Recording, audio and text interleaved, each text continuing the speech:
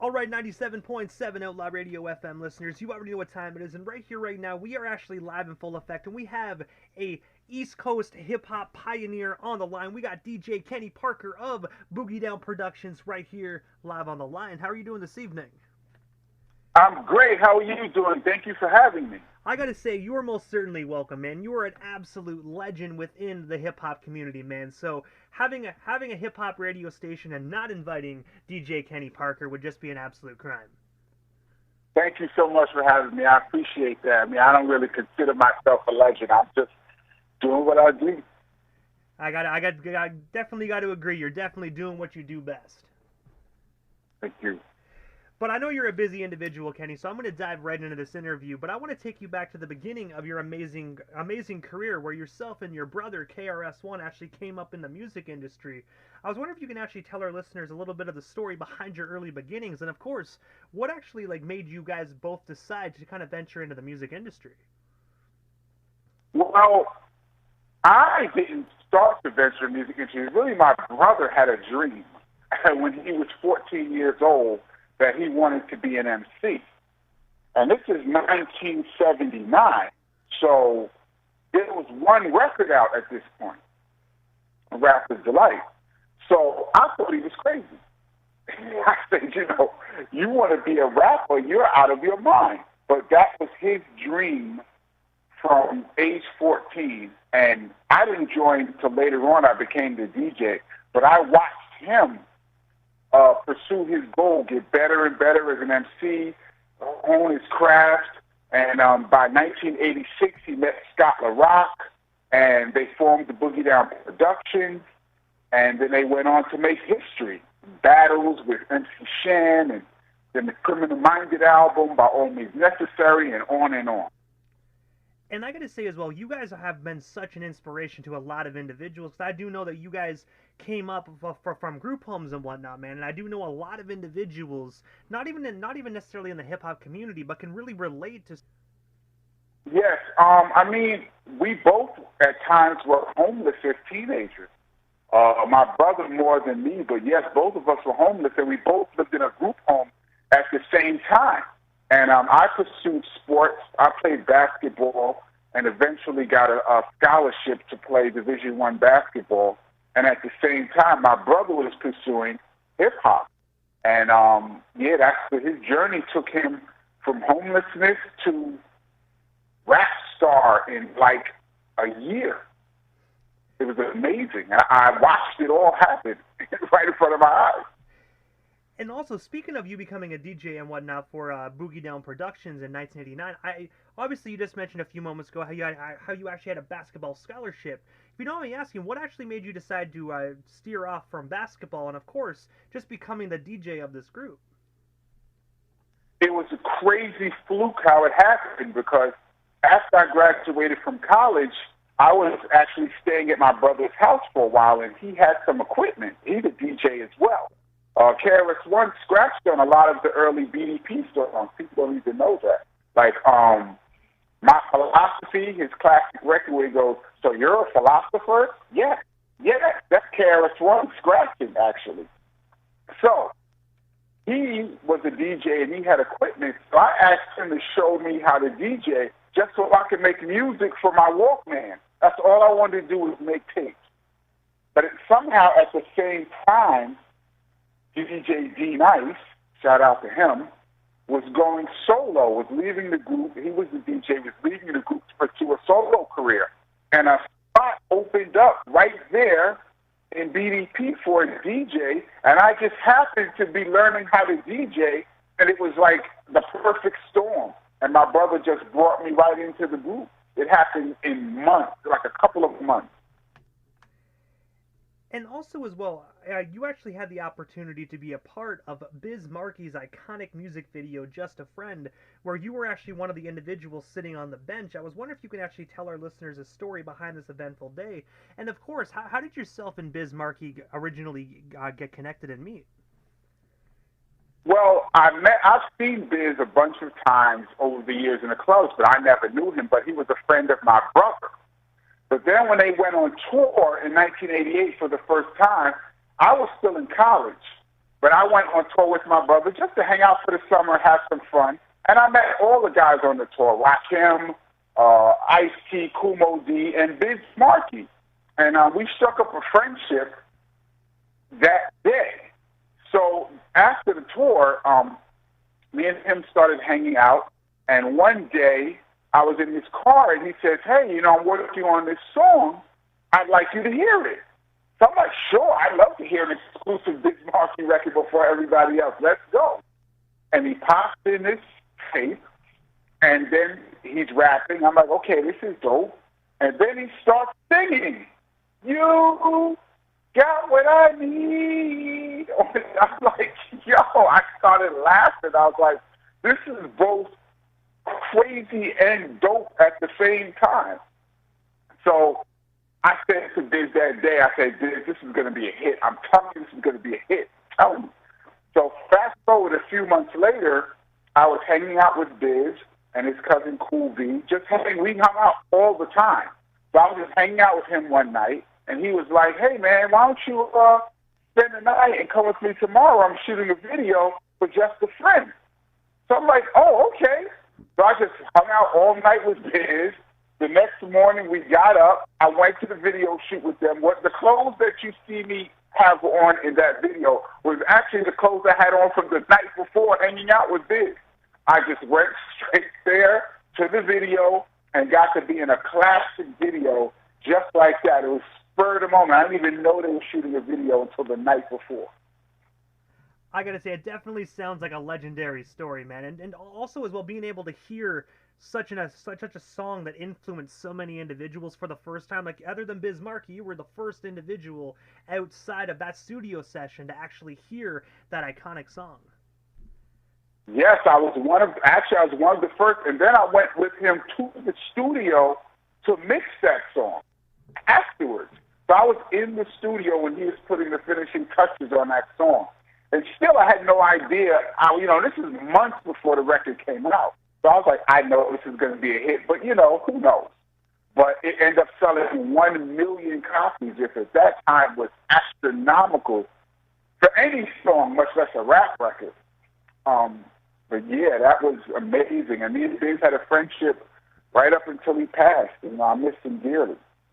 I had the opportunity to interview him a year or so before his passing, and such an amazing individual, man. Very nice at that, too. Yeah. He was so versatile within not even hip-hop, but acting as well, man. He was a jack of all trades.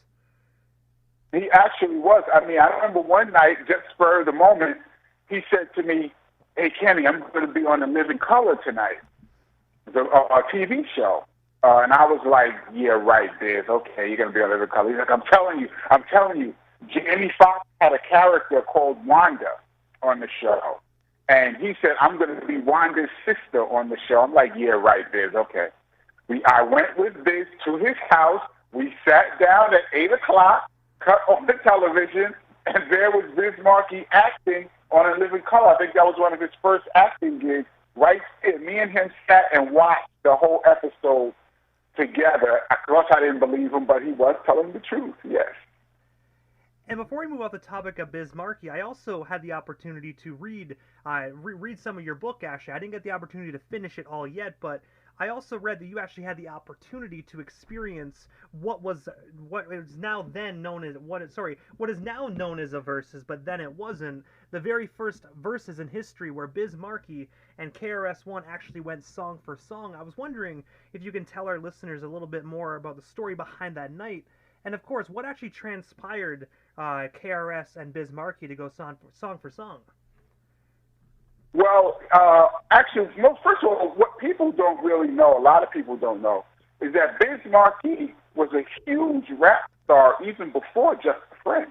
I saw a VH1 interview, and they said that Biz Markie was a one-hit wonder. He had Just a Friend.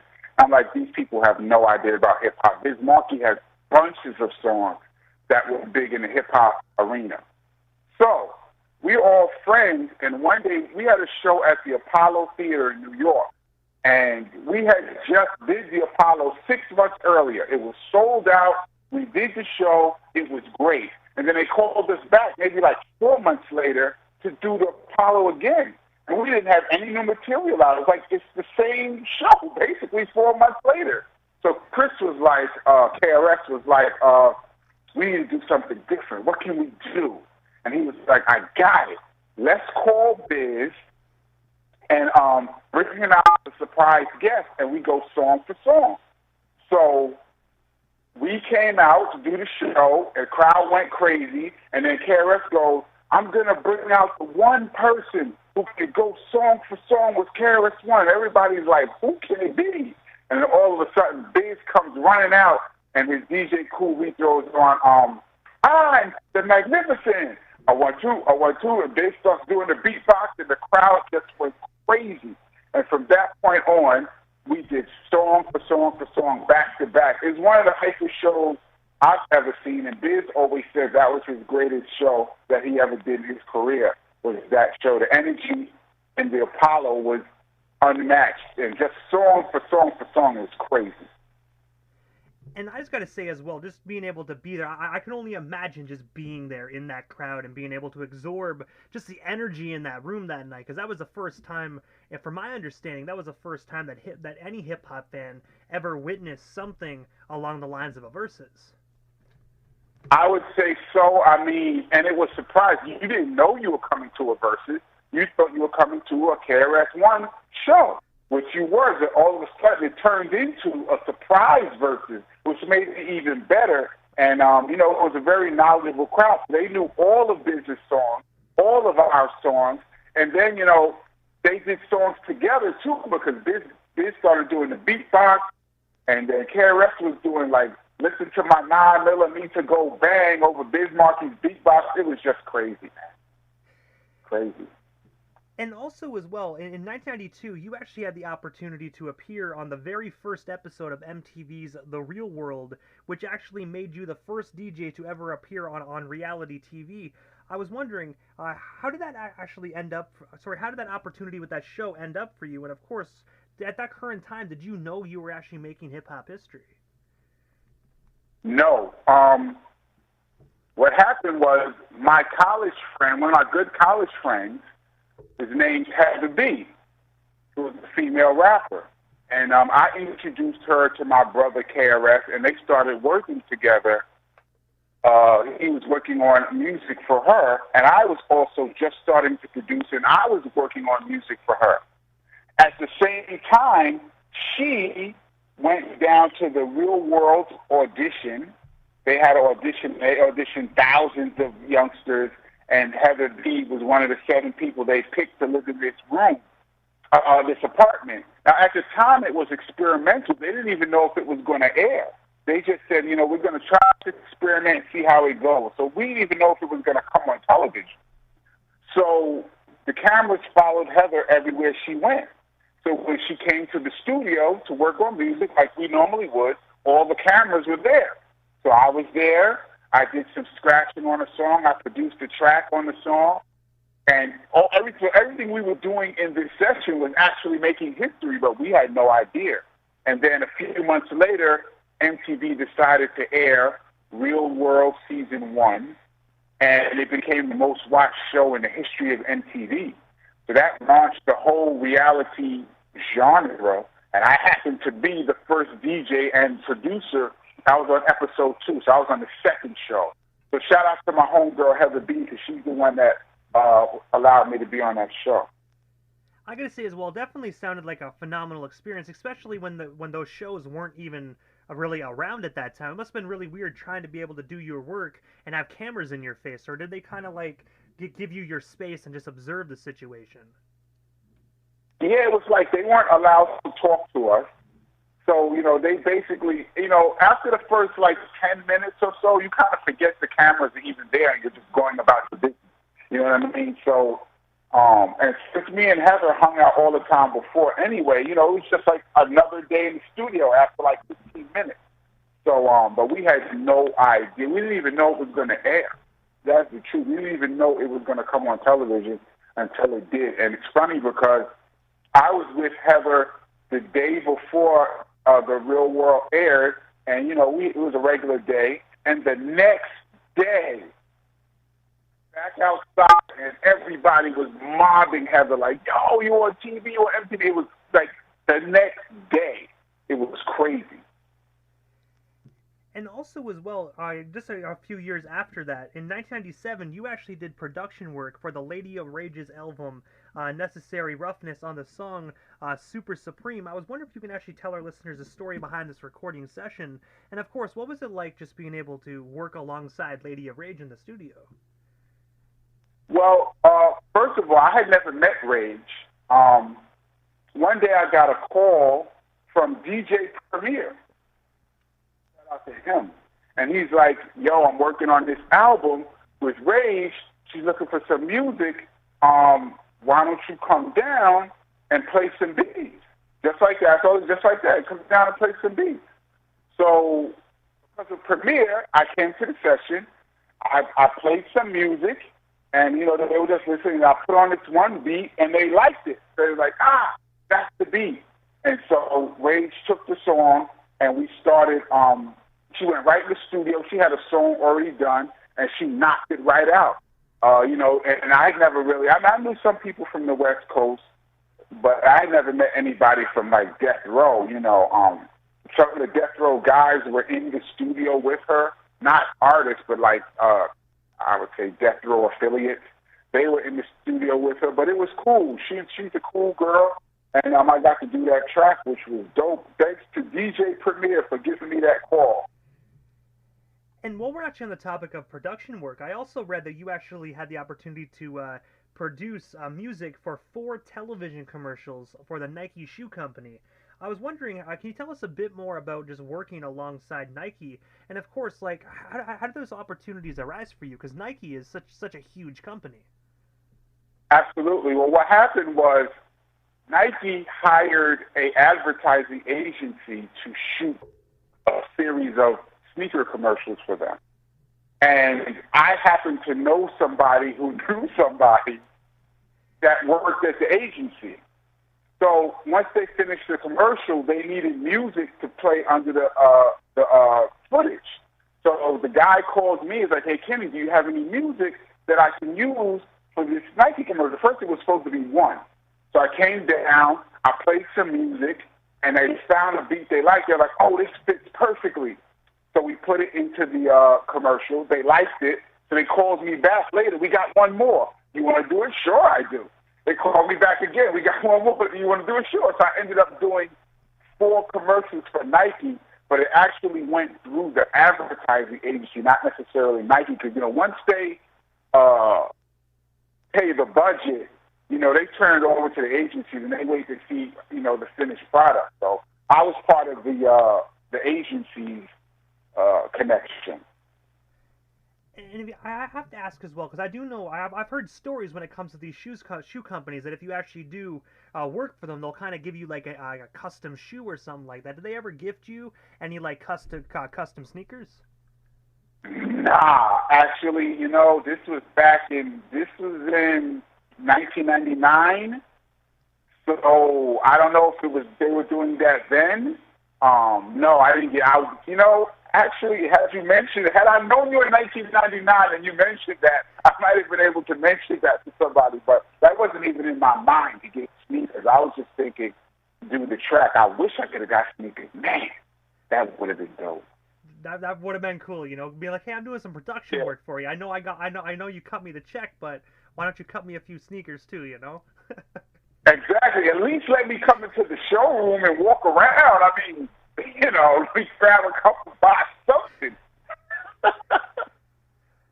But hey, you never know. You did 4, so they might come back with a 5th. And since this interview happened, you know what I mean? The 5th time, you might be able to get them sneakers. Man, I'm on it. Trust me. Thank you for putting that in my mind. Thank you very much. And also, as well, aside from being an amazing DJ and amazing producer, you also had the opportunity to dabble actually into the radio world, where you actually spun on the iconic Hot 97 in New York City alongside Funkmaster Flex. I was wondering, what actually made you decide to venture into radio? And of course, what was it like just working alongside Flex during your time at Hot 97? Well, any opportunity to get on the radio for a DJ is great. I've known Funkmaster Flex since before he was on Hot 97. He used to go to, he used to do a lot of parties in New York City, so he was really bubbling under as one of the hottest DJs before Hot 97. So when he got on Hot 97, our relationship remained the same. And so he started this series where he would bring guest DJs on a Thursday night to have a guest set, and which was dope because Hot 97 at that time was the #1 station in America. And I asked him, hey, can I get a slot? He's like, come on up. So one Thursday night, I came up there with my crates, and Flex actually let me get the whole night. He did like the whole Funkmaster Flex night on a Thursday night in New York City. He let me DJ the whole night. So shout out to Flex. Actually, I just talked to Funkmaster Flex last week. We hung out for a second, so shout out to him. And I obviously after that night, would you, if you got offered to actually get back on the radio, would that be something you're interested in doing? Is actually going back into the radio world? Absolutely. I mean, I live in the New York City area, and the competition here is fierce for the radio. But I would love to get back on the radio. I mean, right now the music is a little bit, what can I say, a little different than the genre that I grew up with. So, it depends on how I would get on the radio. If I got on the radio playing a bunch of, what's the word I'm looking for? Newer music, I don't know if I would be interested in that. Maybe I would, maybe I wouldn't. But if I could play, a station where I could play more classic stuff or more, underground, maybe I'd be interested in that for sure. I gotta say, I definitely agree. I definitely agree with you coming with as well, man. It's for me. I grew up with I hate even saying this classics because it's what I grew up with. Makes me feel a little bit old, but right. with this new age music, it's really hard for me to spin that music. Just getting on my turntable, it doesn't feel right spinning the new music. I don't know. Nothing on the new artists. It's just not what I'm used to DJing with. I mean, I agree. I DJ parties here in New York every week, actually, and sometimes I DJ for a younger crowd, and so I have to know a lot of these songs. But it's kind of difficult for me because a lot of it sounds the same to me. So it's not like for me it's like one continuous record. I could DJ for 30 minutes, and to me it sounds like one continuous song playing. But that's neither here nor there. But yeah, it's not really for me. But But also as well, on May 31st of 2022, you actually released your amazing book titled My Brother's Name is Kenny. I was wondering if you can actually tell our listeners the story behind this book, and of course, where can we actually snag ourselves a copy of it today? Because I got to say, it is definitely some fine reading material. Oh, thank you so much. Well, it was a story I was in the making. Well, first of all, I consider myself a student of hip-hop and a fan of hip-hop ever since the beginning. So, I've studied just about everyone's story, their backstory, coming up. And most of the stories sound pretty much the same to me. I used to sell drugs, or I was in a gang, I used to bust my gun, and then one day I decided to become a rapper. That was most of the stories. And then when 50 Cent came out, and he had got shot 9 times, then after that, everybody's like, oh, I got shot. I'm like, okay, that's the new story now? Okay. So now I'm like, well, I have a story. I grew up in the same hood. I grew up in New York City in the 70s, 80s, 90s, and people don't realize that New York City was the crime and murder capital of America for many years. I mean, it's very different now, but when I grew up in New York, it was the worst place to live in the country. And so I grew up in the same neighborhood, but nobody's really telling the story about the kids who weren't in gangs, who didn't rob people, who used to play sports and go to the library on their own and, play hide and go seek and do regular stuff, which is most of the kids in the hood. Nobody really tells that story. So I'm like, I'd like to tell a story from a different perspective. And also, I got to witness a family member, my brother, I got to witness him go from zero. We were living in absolute poverty to becoming a hip-hop icon. And I actually witnessed the whole thing go down. It's like I witnessed a miracle. So I'm like, I got to tell the world this story. I mean, I think nobody's going to believe it if I tell them, but I'm going to write this book because I want everybody to see the story and see that you can come from nowhere to somewhere if you believe and you have a dream. So I wanted to inspire people. So I said, let me write this book and put it out and see, if I can inspire people.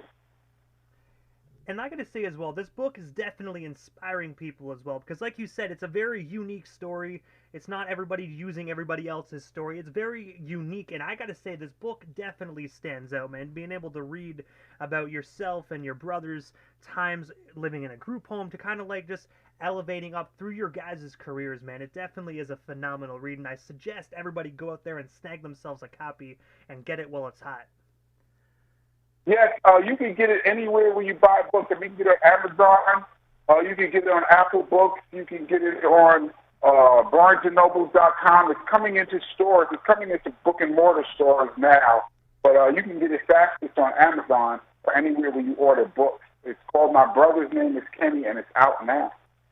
I was actually reading it via Kindle, and to me, I read like half of the book just because, I'm so busy and whatnot, still working my way through it. But I'm going to get myself an actual copy of the book, man. I don't mind reading the Kindle version, being able to have the phone in your hand, but with all the notifications on your phone popping through and whatnot, it's so hard to really sink into the book.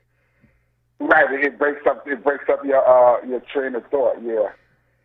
But I have to ask, Kenny, aside from the book, man, like, what is next for yourself? Like, is there anything we missed during tonight's broadcast? Anything else you do still want to talk about or promote? Well, we still got you here live on the 97.7 FM radio dial this evening. Well, actually, I just started a YouTube channel because I have a lot of other stories. I've been in the music business over 30 years now, and I have a lot of stories I want to get out. And so I started a channel so I can tell all of my stories and things that I saw. So that's what I started recently. It's called DJ Kenny Parker on YouTube. Go there. I tell the story behind the PM Dawn incident, the famous PM Dawn KRS-One incident. I tell a story about meeting Notorious B.I.G. for the first time. And I have a bunch of stories I'm going to bring up in my 30-year career. But that's what I just started right now. So that's why I'd like people to check out. Because after you read the book, some people are going to have questions like, well, why did this happen? Or how did this happen? So I want to elaborate more on YouTube as well. So that's what I'm doing right now.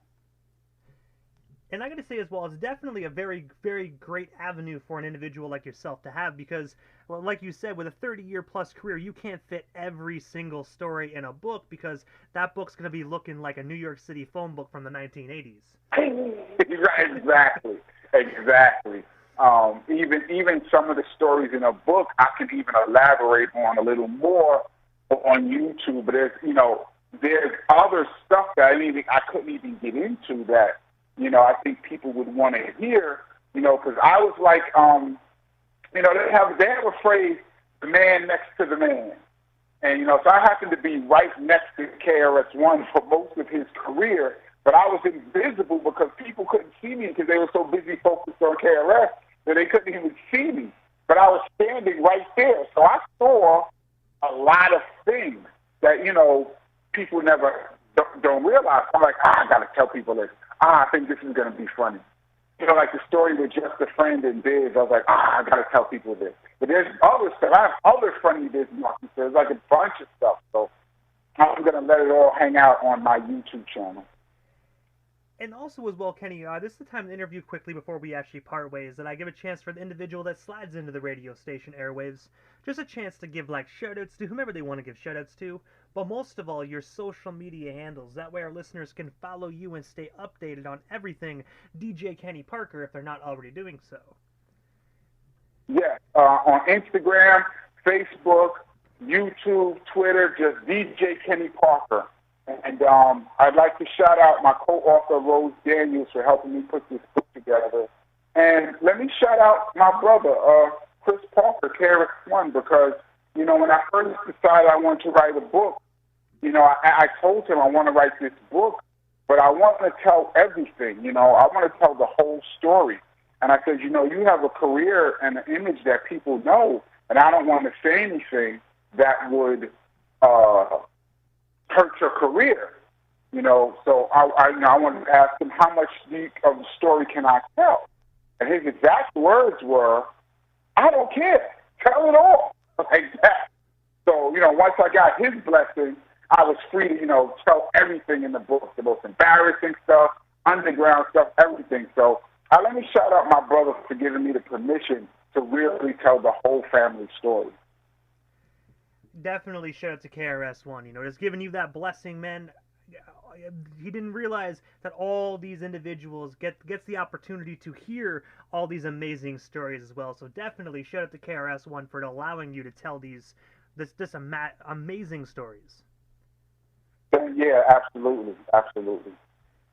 But I gotta say, first and foremost, Kenny, thank you so much, man, for just giving us a little bit of your time here this Sunday evening and just talking about your amazing career within the music industry. And of course, just telling us a bit more about your amazing book. And also, thank you for years of monumental music as well, because without individuals like yourself, realistically, you know, we might not have a lot of these projects today because, you know, with the producing and the DJing, sometimes people tend to forget individuals like yourself, but the DJs and the producers really do make the record as well.